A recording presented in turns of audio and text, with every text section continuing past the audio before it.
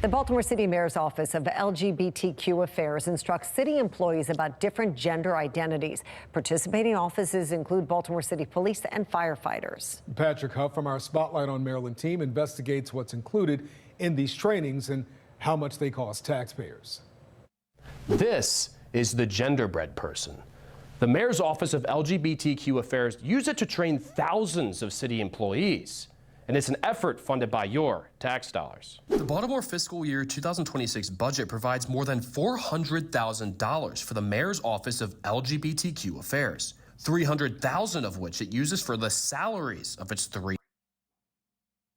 For the office is to provide citywide cultural competency training.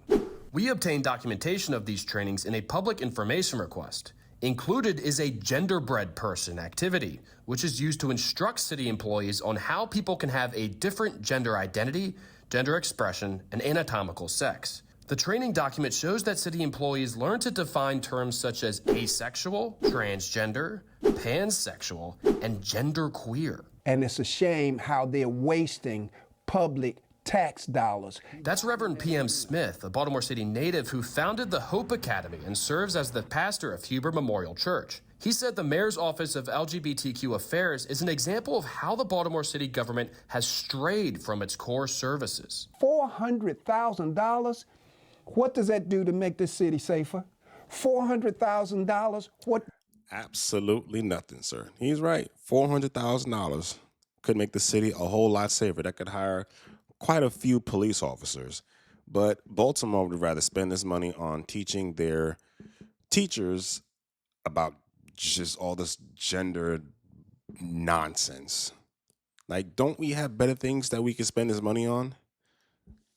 Like, this state is failing. Maryland is a failing state when it comes to academics, yet they're spending all this money to teach these teachers about asexual, transgender. Like, I thought the whole point of being in school was to actually learn how to be, a good person, how to be an adult, how to do mathematics and learn English and all this other stuff. But now they're adding in all this gender identity bullshit that no one really cares about. What does that do to elevate the education of our kids? $400,000. What does that do to make this place more affordable? Baltimore City employees are told in the LGBTQ training to avoid saying terms such as born female, born male, opposite sexes, ladies and gentlemen, mailmen, firemen, and policemen. Smith said they can't be serious. So when it comes down to like biology, you can't say someone's a male and someone's female. Like, how does that work? You open up the Pandora's box, you get a whole bag of worms. This is so stupid. Ideas on gender have no place in the Baltimore City government. And that kind of confusion you cannot build a stable society on.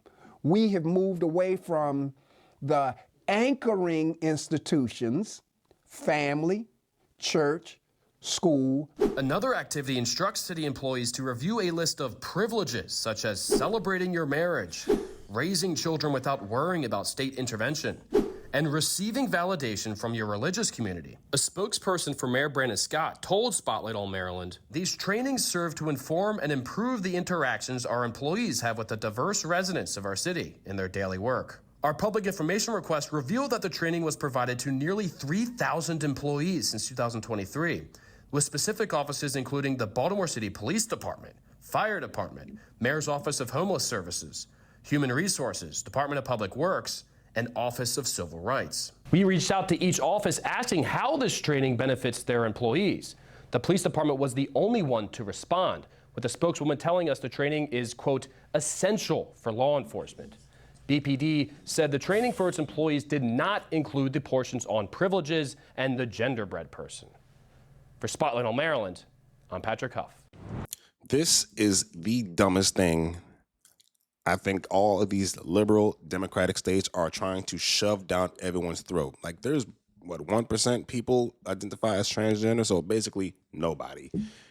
Yet they're spending, like, all this money to make sure that the teachers are aware of this. Like, we don't care. Like I said, Baltimore is failing. It is a failing state. They have the worst outcomes when it comes to mathematics in this country. A Fox 45 investigation has uncovered yet another stunning failure in Baltimore City Public Schools when it comes to academic outcomes. As Project Baltimore's Chris Papps explains, despite a dramatic increase in funding, we found one city high school that has not had a single student test proficient in math in 4 years. Carl Stokes is a former Baltimore City Council member and charter school operator. You're shaking your head. Well, of course. I mean, how long have we been talking about this? Stokes, These students are in need. for years, They just can't miss a third of the school year. has been speaking out against a lack of education Upstairs is corrupt, for many students in Baltimore City Public Schools. and they do a horrible job. Now, Stokes is responding to what Fox 45 discovered in the recently released results for the state test known as MCAP, the Maryland Comprehensive Assessment Program. That school should be closed. Achievement Academy at Harbor City is a high school in Northeast Baltimore. According to MCAP data analyzed by Project Baltimore, Achievement Academy has not had a single student test proficient in math in 4 years. You heard that. They said they have not had a single child proficient in math for 4 years. Yet they're spending all this taxpayer dollars to teach these teachers about transgender nonsense. How about we teach these teachers how to teach better? Over the last 4 school years, 134 students at the school have taken the state math exams. Not one scored proficient. It says that the leadership is worthless, pretty much. They are failing their mission. They are failing the students. City Schools on its website defines Achievement Academy as an alternative placement school for students who struggle in traditional academic settings. The school's vision, according to its website, is to cultivate lifelong learners and productive citizens. And the school gets a lot of your money to achieve that vision. According to state data, in 2021, Achievement Academy received more than $20,000 for each one of its 372 students. Yes, just in case you guys didn't know, when it comes to schooling, it is not a money problem because the schools that do probably the worst in this country actually get the most funding.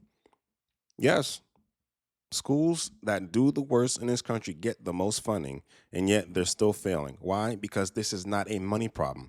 This is a teacher problem. This is a parenting problem.